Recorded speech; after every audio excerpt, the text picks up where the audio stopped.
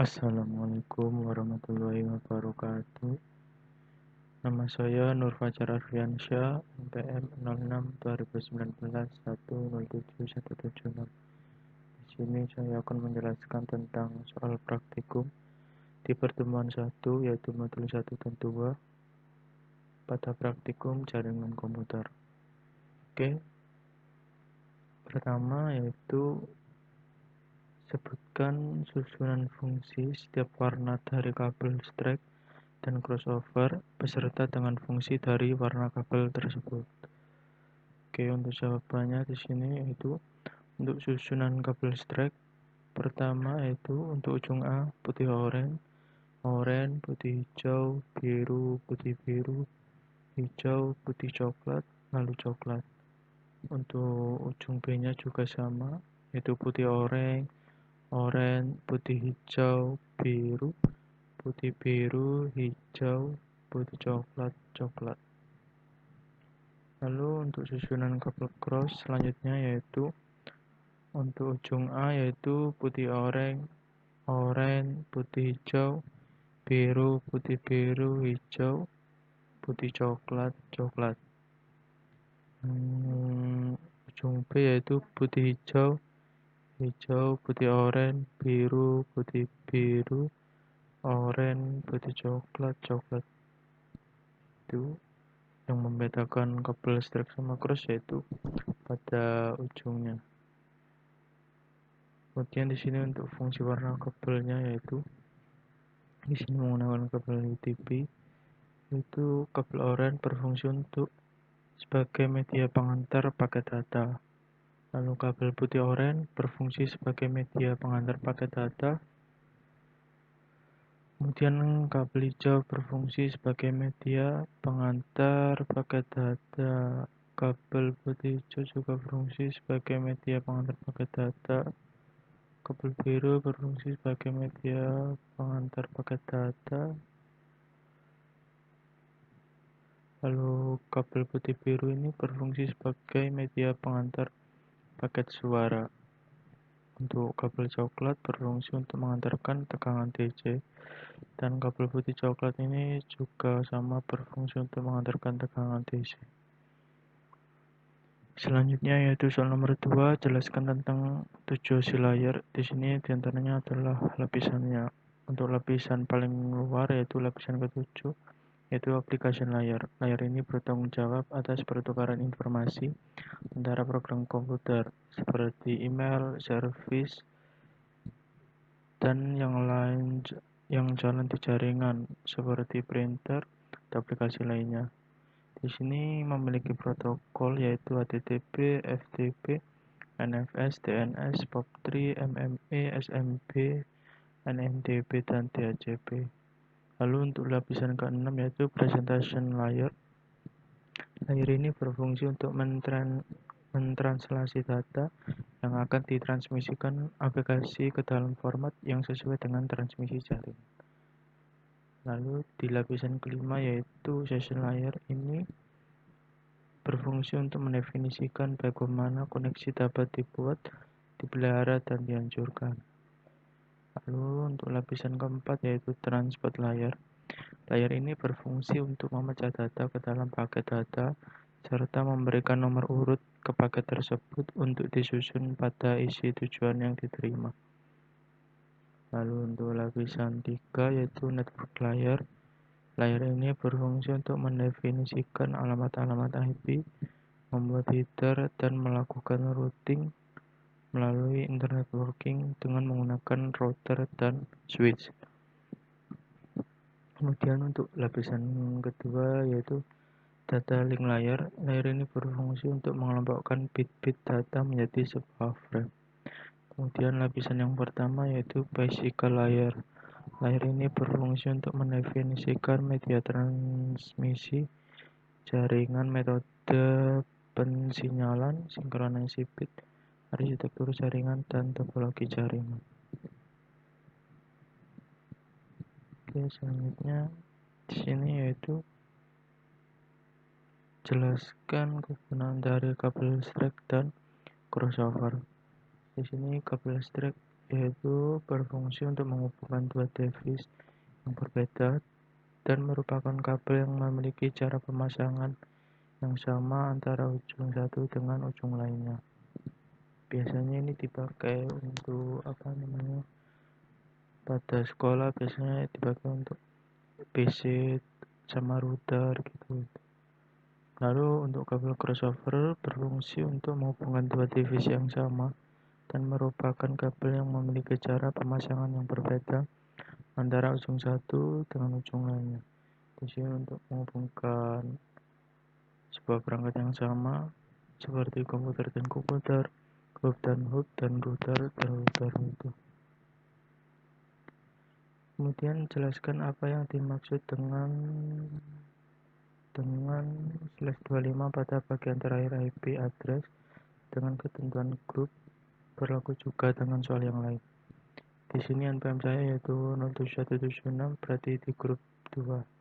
Nah, /14 ini merupakan network prefix, yaitu sebagai penunjuk banyaknya bit dari sebuah IP address yang merupakan porsi network ID. Ini biasanya pada subnet, yaitu memiliki nilai yang di belakang. Kemudian nomor 5 yaitu hitung dan tentukan jumlah subnet, host per subnet, blok subnet, dan alamat host beserta broadcast yang valid. Pada IP di sini saya yaitu grup 2 IP 192.168.100.20 dan prefixnya yaitu /26.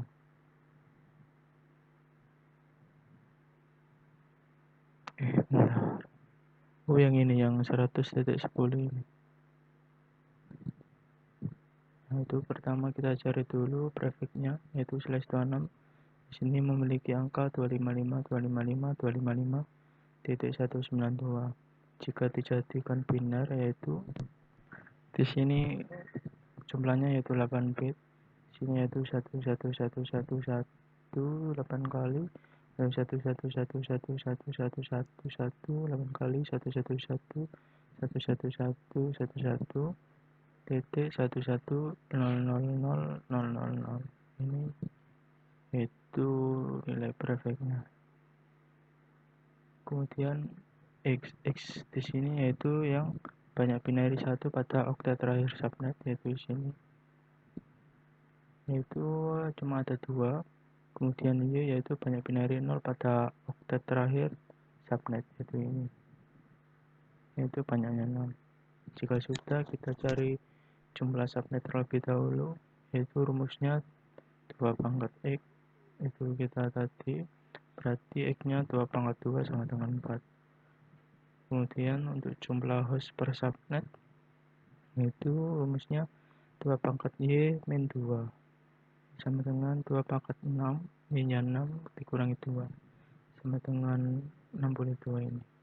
Kemudian untuk blok subnetnya yaitu 256 ini jumlah subnet seluruhnya ini dikurangi 192 yaitu /26 tadi, yaitu hasilnya 64.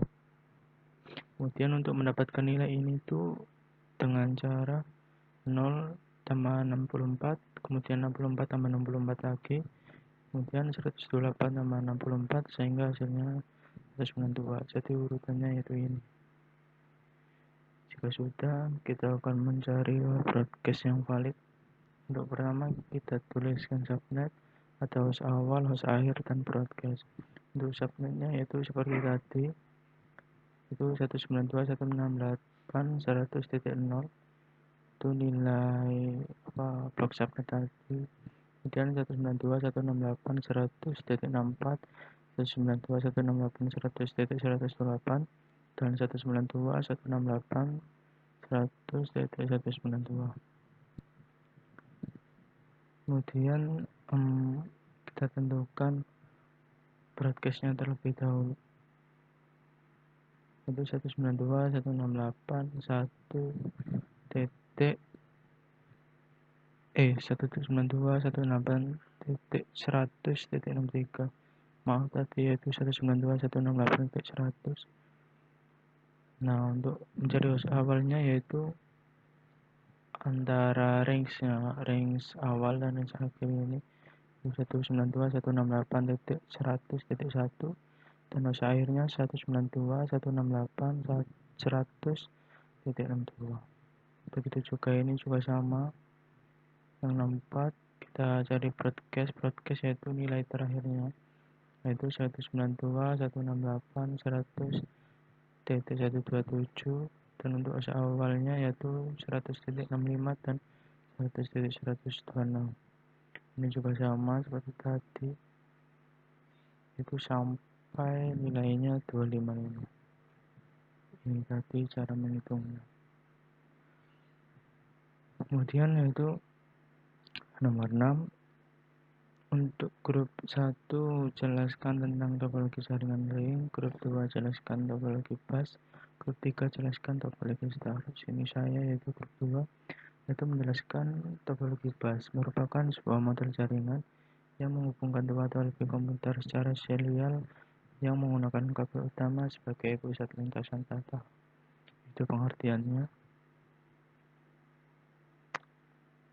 Kemudian nomor 7 yaitu kampus ITAS memiliki sebuah jaringan dengan IP 128.25.0.0/21 yang akan dibagikan ke setiap gedung-gedung dengan jumlah host yang berbeda-beda sebagai berikut.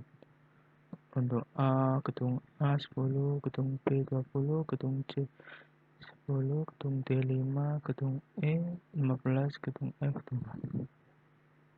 Pertama yaitu kita tentukan untuk gedung A terlebih dahulu yaitu GA sama dengan 10 tadi, lalu network ID awalnya yaitu 128.00.0.0/21 ini merupakan IP kelas B.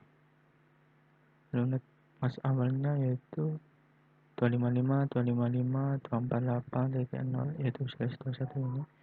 Kemudian untuk net mas awalnya kita jadikan biner yaitu ini 111.111.111.111.111.000 kemudian 0000. Lalu kita tentukan net mas barunya yaitu dengan binernya ini 18 kali titik 18 kali titik 18 kali titik 11110000 ini. Nah, ini untuk network ID baru yang pertama yaitu 125.25.0.0/28. Kemudian untuk net barunya yaitu 128.25.0.16/28. Ini ditambah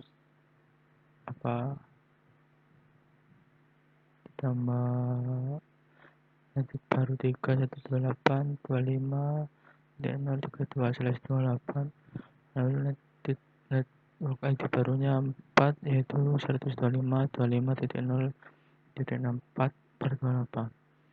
Kemudian untuk gedung B yaitu 20. Untuk network awalnya kita pakai yang ini. Dan network ID kedua yaitu 128.25.0.16/28. Kemudian net mas awalnya yaitu 255.255.255.240 ini itu /28 ini. Dan net masnya yang berbentuk biner yaitu ini nilainya 18 kali titik 18 kali titik 111.11.000 titik 111.11.000. Lalu net mas barunya ini untuk binernya. Kemudian kita tentukan net ID barunya yaitu 128.25.0.16. Lalu net barunya kedua yaitu 128.25.0.48/27. Titik baru tiganya yaitu titik 80/27. Lalu titik baru 4-nya 0.112/27. Kemudian 10 ini net awalnya kita menggunakan yang tadi, yang di atasnya tadi 0.2.48. Kemudian ini untuk net mas awalnya yang bernilai 24 ini /1. Lalu ini yang berbentuk binernya, ini untuk netmask barunya, yaitu kemudian network IP baru satunya yaitu menggunakan ini 128.25.0.48/28, edit baru kedua 0.64/28, edit baru 3.0.80/28, lalu edit baru 4.0.96/28. Kemudian gedung D sama dengan 5. Untuk net awalnya kita pakai yang 64 ini /28. Lalu netmask awal itu 255.255.255.240. Kemudian netmask awalnya ini yang berbentuk biner. Lalu untuk netmask barunya ini,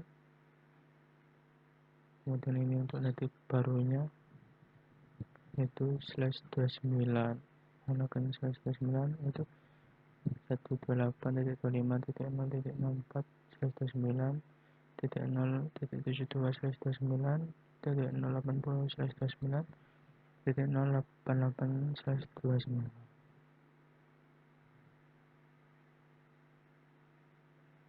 Lalu gedung E yaitu 15. Ini untuk network IP awalnya. Jadi kita pakai yang .0.72/29 tadi. Lalu ini untuk netmask awalnya yang bernilai /29. Ini untuk bentuk binernya, kemudian netmask barunya berbentuk binernya,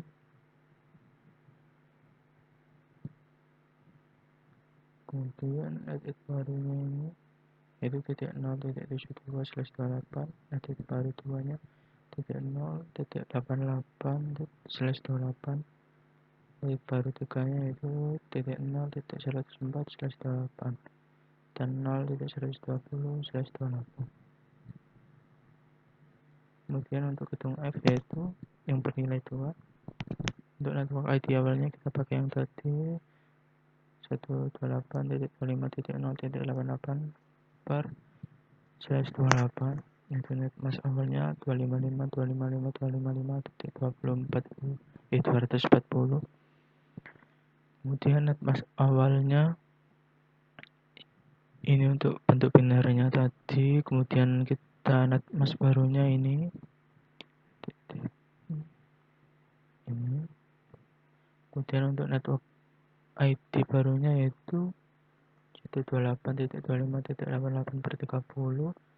Lalu network ID baru 2 yaitu 0.92/30, dan edit baru 3-nya 0.96/30. Lalu edit baru 4-nya yaitu 0.100/30. Oke, yang terakhir yaitu nomor 8, lakukan konfirmasi IP statik di Ubuntu server Anda dengan menggunakan IP 192.168.100. npm terakhir Anda /20. Pertama kita login sebagai user root, yaitu sudo min I, lalu masukkan password. Kemudian edit file etc network interface, yaitu dengan nano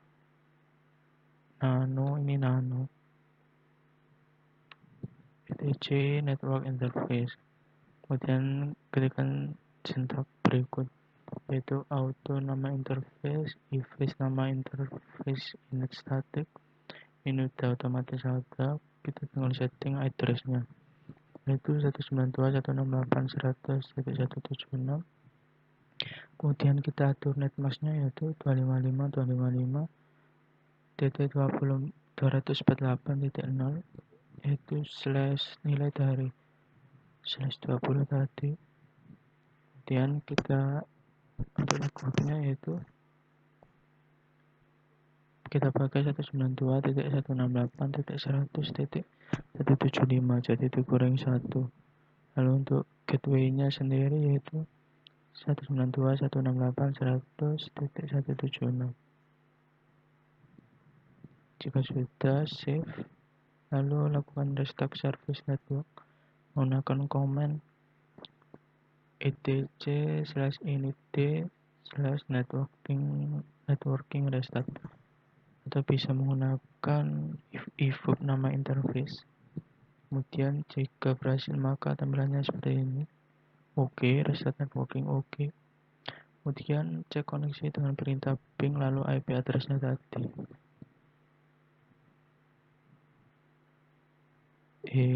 Di sini untuk mengeceknya if config ya.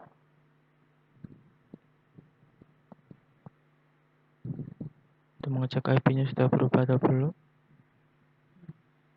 Nah, di sini baru kita lakukan ping pada IP-nya. Nah, di sini jika hasilnya sudah berhasil.